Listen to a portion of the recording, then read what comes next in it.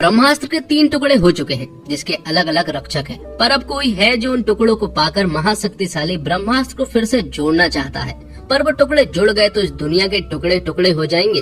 दुनिया कैसे बचेगी, कौन बचाएगा, यही है ब्रह्मास्त्र का पहला पार्ट सेवा की शुरुआत होती है और नरेशन के द्वारा हमें बताया जाता हमारा भारतवर्ष, जिसका इतिहास खूबसूरत अनोखी कहानियों से सजा हुआ है।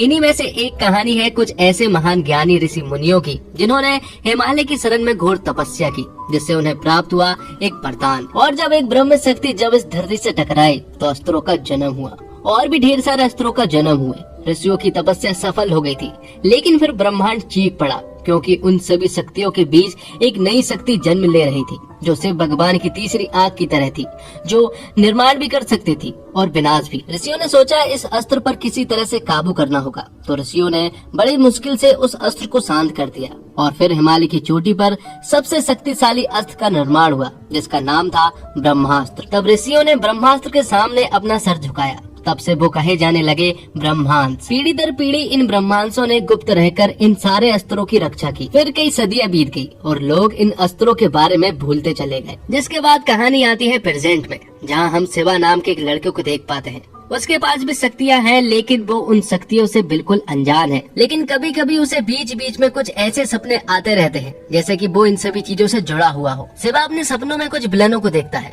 जिनके नाम थे जोर, जुनून और रफ्तार। दरअसल ये लोग ब्रह्मास्त्र के उन टुकड़ों की तलाश में हैं, जो कि बिखर चुके थे। लेकिन उन्हें मोहन नाम के एक आदमी के बारे में पता चला है, जो कि ब्रह्मांस का एक आदमी था। और जोर, जुनून और रफ्तार को पूरा शक है कि मोहन के पास ब्रह्मास्त्र का एक टुकड़ा जरूर है। मोहन असल में एक साइंटिस्ट है और जिसका रोल प्ले किया है शाहरुख खान ने। तो जोर, जुनून और रफ्तार मोहन के घर में घुस जाते हैं, जिसके बाद उन सभी के बीच में एक जोरदार फाइट होती है। और यहाँ पर हमें पता चलता है कि मोहन के पास बानर अस्त्र है, जिससे कि वो रफ्तार में कहीं भी जा सकता है और हाई जंप लगा सकता है। लेकिन यहाँ पर जुनून मोहन को किसी तरह से काबू कर लेती है। लेकिन तभी शिवा की अचानक आंखें खुल जाती है। दरअसल आज नवरात्रि का आखिरी दिन, मतलब कि दशहरा है, और एक बहुत बड़ी पार्टी भी चल रही होती है। इसी पार्टी के बीच शिवा ईसा को देखता है और वो ईसा को देखता ही रह जाता है, क्योंकि उसे पहली नजर वाला प्यार हो चुका था ईसा से। जैसे ही ईसा पार्टी से निकलती है तो शिवा तुरंत ही ईसा का पीछा करता है, क्योंकि वो उससे बात करना चाह रहा था। जैसे वो उससे बात करता है तो शिवा को पता चलता है कि ईसा बहुत बड़े घर की है और वो लंदन में रहती है। वो यहाँ पर काफी देर तक बात करते हैं और यहाँ पर ईसा शिवा को बताती है कि फिलहाल तो वो एक बर्थडे को सेलिब्रेट करने के लिए जा रहे हैं, क्या वो उसके साथ चलना चाहेगा।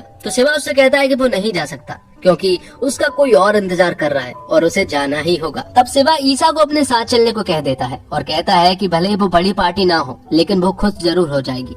तो ईसा भी उसकी बात मान जाती है और दोनों ही पार्टी में जाते हैं। वो पार्टी दरअसल एक अनाथ आश्रम के बच्चे की थी और वो बच्चे शिवा का ही वेट कर रहे होते हैं। दरअसल शिवा यहीं से बड़ा हुआ है, क्योंकि वो भी एक अनाथ है और ये बच्चे ही उसकी फैमिली है। यहाँ पर शिवा और ईसा डांस करके उन बच्चों का खूब एंटरटेनमेंट करते हैं। जिसके बाद शिवा ईसा को बताता है कि उसके पिता उसके पैदा होने से पहले ही जा चुके थे और उसकी माँ पैदा होने के 1 साल बाद गुजर गई थी। तब से ये बच्चे ही उसकी फैमिली है और वो इनके साथ खुश भी रहता है। यहाँ पर दोनों काफी देर तक बात करते हैं और दोनों एक दूसरे को पसंद भी आने लगे थे। लेकिन तभी अचानक से शिवा को फिर से फ्लैशबैक आने लगते हैं, जिसमें उसे फिर से जोर, जुनून और रफ्तार दिखाई देते हैं, जो कि मोहन के घर पर थे। और उन्हें मोहन के पास है ब्रह्मास्त्र का एक टुकड़ा भी मिल चुका था, तो उन्हें ब्रह्मास्त्र के 2 और टुकड़े चाहिए थे। लेकिन मोहन यहाँ पर उन्हें सिर्फ एक टुकड़े के बारे में ही बता पाता, जो कि अनीस सेट्टी के पास था। उन्हें तीसरे टुकड़े के बारे में भी जानना था, लेकिन इससे पहले कि वो जान पाते, मोहन कुर्सी समेत ऊपर से नीचे कूद जाता है और सुसाइड कर लेता है। अगले दिन शिवा ईसा से मिलता है और उसे इन सारी चीजों के बारे में बताता है कि उसने सपने में मोहन को देखा, जो कि एक साइंटिस्ट था, लेकिन कल वो मर गया है और अखबार में न्यूज आई है कि उसने सुसाइड किया है, जबकि उसने सुसाइड नहीं किया है। उसे तो जोर, जुनून और रफ्तार ने मारा है और वो पुलिस के पास भी नहीं जा सकता, क्योंकि पुलिस वाले उसकी इस पागलपन को नहीं मानेंगे। लेकिन ईसा उससे कहती है कि उसे उसके ऊपर पूरा विश्वास है। साथ ही यहाँ पर शिवा ईसा को अनीस सेट्टी के बारे में भी बताता है। वो कहता है कि अब वो किलर्स उसे मारने के लिए जा रहे हैं और अनीस फिलहाल बनारस में है और शिवा कहता है कि उसे बचाना ही होगा। तो ईसा भी उसके साथ जाने के लिए कहती है और वो दोनों बनारस पहुंच जाते हैं। दोनों साथ में काफी सारा टाइम स्पेंड करते हैं और दोनों एक दूसरे को पसंद भी करने लगे थे। लेकिन तभी अचानक से शिवा के हाथ में आग लग जाती है और ये देखकर ईसा घबरा जाती है। तो शिवा उससे कहता है कि उसे आग से डर नहीं लगता, बचपन से ही उसका आग से गहरा कनेक्शन है। आग से उसका हाथ जलता नहीं है, लेकिन उसने ये बात किसी को भी नहीं बताई। लेकिन तभी शिवा की नजर पड़ती है जोर, जुनून और रफ्तार पर, जो कि उसी उसी जगह पर जा रहे थे जहाँ पर अनीस सेट्टी था, तो शिवा तुरंत ही उनके पास जाता है और उनके बीच में एक जोरदार फाइट होती है। इससे पहले कि वो लोग शिवा को मार देते तभी अनीस की एंट्री होती है और वो इन दोनों को बचा लेता है। यहाँ पर हमें ये भी पता चलता है कि अनीस के पास नंदी अस्त्र है, साथ में उसके पास ब्रह्मास्त्र का दूसरा टुकड़ा भी है, इसीलिए जोर जुनून और रफ्तार उसके पीछे आए थे। यहाँ पर अनीस वो टुकड़ा शिवा को दे देता है और आश्रम जाने को कहता है, क्योंकि उसे मालूम है कि वो लोग इनके पीछे जरूर आएंगे और उसे ब्रह्मास्त्र के इस दूसरे टुकड़े के बारे में बहुत अच्छे से मालूम है कि इसे आश्रम जरूर पहुंचाना होगा, वरना बहुत बड़ी प्रॉब्लम हो सकती है। लेकिन तभी जोर और जुनून इनकी तरफ एक ट्रक से आने लगते हैं। उन्हें देखकर अनीस इन दोनों को आश्रम भेज देता है और खुद उनसे सामना करने लगता है। अनीस अपने नंदी अस्त्र का यूज करके उनके ट्रक को पलटी कर देता है, लेकिन यहाँ पर जुनून अपने रक्षा कवच को ऑन कर देती है और वो सभी लोग खाई में जाकर गिर जाते हैं, जिससे कि अनीस की तो मौत हो जाती है, लेकिन वो दोनों सही सलामत बच जाते हैं। अनीस से जोर और जुनून सामना कर रहे थे, लेकिन दूसरी तरफ रफ्तार शिवा और ईसा के पीछे पड़ा हुआ था, जो कि काफी रफ्तार से उनके कार का पीछा कर रहा था। दरअसल उनके पास मोहन का बानर अस्त्र आ चुका था, जिससे कि वो हाई जंप लगा सकता था और काफी तेजी से दौड़ भी सकता था। वो काफी देर तक उनका पीछा करता है, लेकिन आखिर में शिवा रफ्तार को एक गहरी खाई में गिरा देता है और खुद सही सलामत आश्रम पहुंच जाता है। यहाँ पर ईसा और शिवा एक दूसरे को अपना प्यार का इजहार करते हैं। एक गेट भी लगा हुआ था, जिसे कि शिवा फांद कर दूसरी साइड चला जाता है, लेकिन ईसा इसी साइड रह जाती है।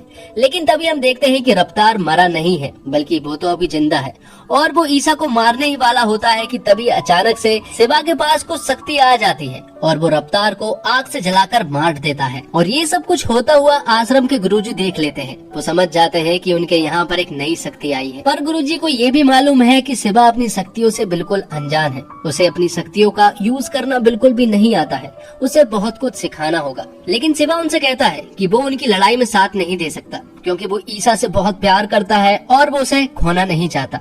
तब गुरुजी उससे कहते हैं कि अगर उसे अपने मम्मी पापा के बारे में जानना है तो उसे यहाँ पर रहना होगा और बहुत कुछ सीखना होगा। तब ईसा को वापस भेज दिया जाता है, क्योंकि शिवा की ट्रेनिंग स्टार्ट होने वाली थी। गुरुजी को मालूम है कि शिवा के पास अग्नि अस्त्र है, लेकिन उसे कैसे यूज करना है शिवा को बिल्कुल भी नहीं मालूम है। जब वो प्रॉब्लम में फंसता है तो अग्नि अस्त्र अपने आप सामने आ जाता है और उसकी रक्षा करने लगता है। दूसरी तरफ हम जोर को देखते हैं, जो कि ईसा के पास गया था। दरअसल वो आश्रम की लोकेशन जानना चाह रहा था और उसके पास नंदी अस्त्र भी था, जो कि उसने अनीस सेट्टी से लिया था। लेकिन ईसा के पास कई सारे प्रोटेक्टर थे, जो कि उसे बचा लेते हैं। ईसा के ऊपर जो अटैक हुआ, इस अटैक का एहसास शिवा को भी हो जाता है और वो तुरंत ही ईसा के पास कॉल करता है। ईसा कहती है कि वो बिल्कुल ठीक है, क्योंकि ईसा प्रॉब्लम में आ चुकी थी और वो काफी परेशान भी हो चुका था।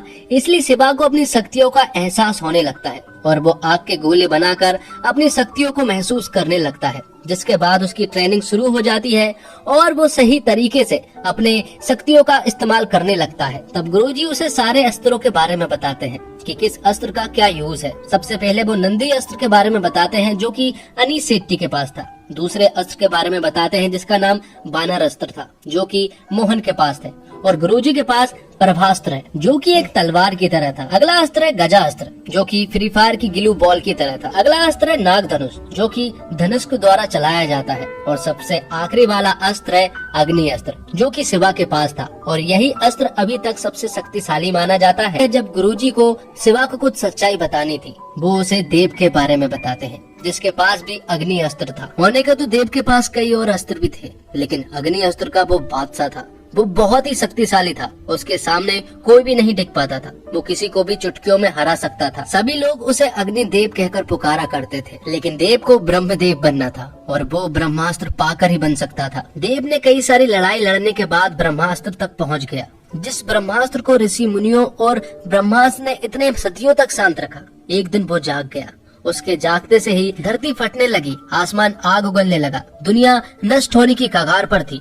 लेकिन तभी एंट्री होती है ब्रह्मांड के एक तुरुप के इक्के की, जिसका नाम था अमृता। तब अमृता और देव साथ पे लड़के ब्रह्मांड के टुकड़े कर दिए, जिससे कि दुनिया तो बच गई। लेकिन ब्रह्मास्त्र के टुकड़े हो जाने के बाद सिर्फ 2 टुकड़े के बारे में ही हम लोगों को मालूम है। एक टुकड़ा कहाँ गायब हुआ ये नहीं मालूम। और जिस द्वीप पर ये लड़ाई हो रही थी, उस द्वीप को समुद्र निकल गया, जिससे कि देव और अमृता की मौत हो गई। लेकिन ऐसा दुनिया वालों को लगता है, क्योंकि अमृता तब भी जिंदी थी और देव और अमृता के बीच में जो संबंध था वो प्यार का संबंध था और शिवा उन दोनों का ही बेटा है। यहाँ दूसरी तरफ जुनून ने सारे गांव वालों को अपने बस में कर लिया था। और एक विशाल फौज बना ली थी।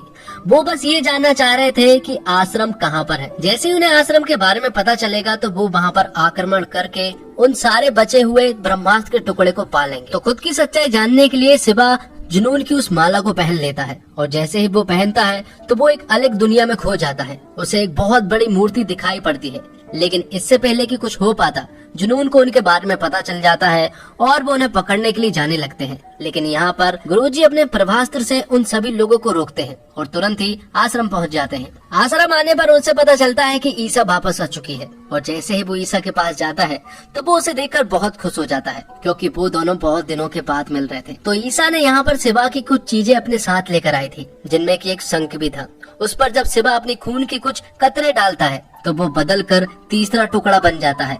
मतलब कि अमृता के पास ही वो तीसरा टुकड़ा मौजूद था और उसने किसी को भी इस बारे में नहीं बताया था। तो वो सभी लोग बात कर ही रहे होते हैं कि तभी अचानक से जुनून की पूरी गैंग यहाँ पर आ जाती है। इनके बीच एक जोरदार फाइट होती है, लेकिन अंत में जुनून इन सभी लोगों को बंधक बना लेती है। यहाँ पर शिवा गुरुजी के पास जाता है और उससे कहता है कि उन्हें वो आखिरी टुकड़ा दे देना चाहिए, क्योंकि वो सब कुछ संभाल लेगा। गुरुजी को भी शिवा पर पूरा विश्वास था, इसलिए वो हाँ कर देता है। जिसके बाद शिवा जुनून के पास जाता है और आखिरी टुकड़ा देने की बात करता है। लेकिन अगर तीसरा टुकड़ा जुनून को मिल गया तो ये पूरी की पूरी दुनिया तबाह हो जाएगी। ये बात शिवा को बहुत अच्छे से मालूम थी, इसलिए वो उन सभी लोगों का सामना करता है और अपनी अग्नि अस्त्र के द्वारा उन सभी लोगों को बुरी तरह से मारने लगता है। ईसा भी उसके साथ थी और उसे कुछ हो न जाए इसलिए शिवा एक बहुत बड़े आग का बवंडर खड़ा कर देता है। इसे देखकर जुनून जल अस्त्र से वर्षा करवा देती है और आग को बुझा देती है। ये सब देखकर शिवा पूरी तरह से शॉक्ड रह जाता है और यहाँ पर जुनून उससे कहती है अग्नि अस्त्र उसके देवता ब्रह्मदेव के पास था,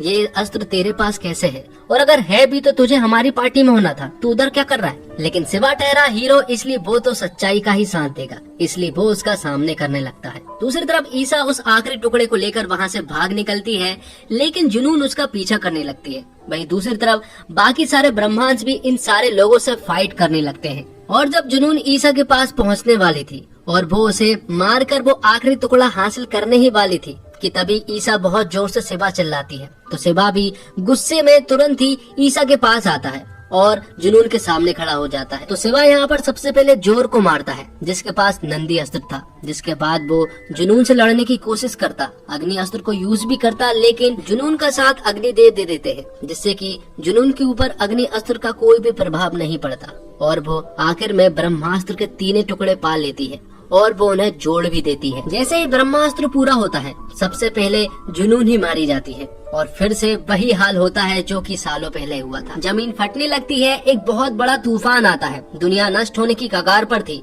लेकिन ईसा दूसरी तरफ फंसी हुई थी और शिवा इस साइड था। लेकिन अपने प्यार को बचाने के लिए शिवा कुछ भी करेगा, इसलिए वो अपनी जान की परवाह न करते हुए ईसा के पास पहुँचता है और उसे बचाता है। लेकिन अब उन्हें पता चल चुका था कि उन दोनों की जान जाने वाली है, क्योंकि वो एक ऐसी जगह पर फंसे हुए थे जहाँ पर दोनों का मरना एकदम तय था। जिसके बाद ब्रह्मास्त्र जाग जाता है और ब्रह्मास्त्र की सारी शक्ति शिवा के ऊपर पड़ती है, लेकिन शिवा की शक्ति इतनी ज्यादा थी कि वो ब्रह्मास्त्र की शक्ति को कंट्रोल कर लेता है और सब कुछ नॉर्मल हो जाता है। और ये सब कुछ प्यार की वजह से हुआ था, क्योंकि अगर शिवा ईसा को बचाने के लिए नहीं जाता तो ब्रह्मास्त्र की शक्ति शिवा के ऊपर पड़ती ही नहीं। तो गुरुजी आखिर में कहते हैं कि इसलिए कहा जाता है कि प्यार ही वो अस्त्र है जो कि सभी अस्त्रों से सबसे बड़ा माना जाता है। फिल्म को बनाने में जितनी मेहनत की बात की गई है वो कहीं न कहीं नजर आती है। तो फिल्म की शुरुआत से बताता हूँ। अमिताभ बच्चन की भारी आवाज से फिल्म खुलती है, उसके साथ चल रहे एनिमेशन के जरिए अपना मायर सेट कर देती है। फिर आता है शाहरुख खान का जावड़ कैमियो।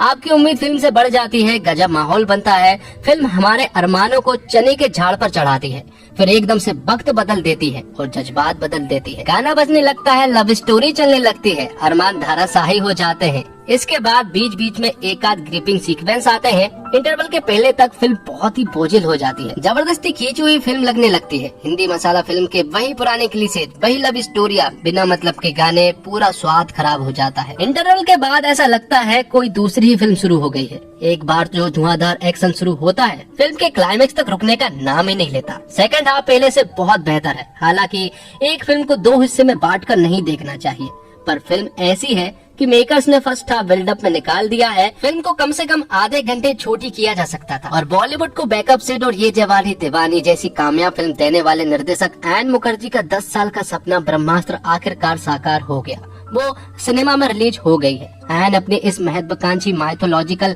फैंटेसी एडवेंचर फिल्म को 8 साल से गढ़ रहे थे। फिल्म के रिलीज से ठीक पहले उन्होंने बताया कि करीब 2 दिन पहले तक वह इसे परफेक्ट बनाने यानी फाइनल टच देने में जुड़े हुए थे। अब इतने साल की मेहनत के बाद अपने इस ब्रह्मास्त्र पार्ट 1 सिवा को एन कितना धारदार बना पाए, इस पर चर्चा तो बनती है। इसलिए कमेंट करके हमें जरूर बताएं कि आपको ये फिल्म कैसी लगी। अच्छी लगी तो अच्छा लिखें, और अगर बुरी लगी हो तो धक्का मुक्का कोई नहीं करेगा। तो दोस्तों, उम्मीद करता हूँ आपको ये वीडियो पसंद आई होगी। वीडियो पसंद आई हो तो वीडियो को लाइक जरूर कीजिएगा और चैनल को भी सब्सक्राइब कीजिएगा, ताकि आपको इसी तरह के लेटेस्ट और फ्रेश कंटेंट मिलते रहे।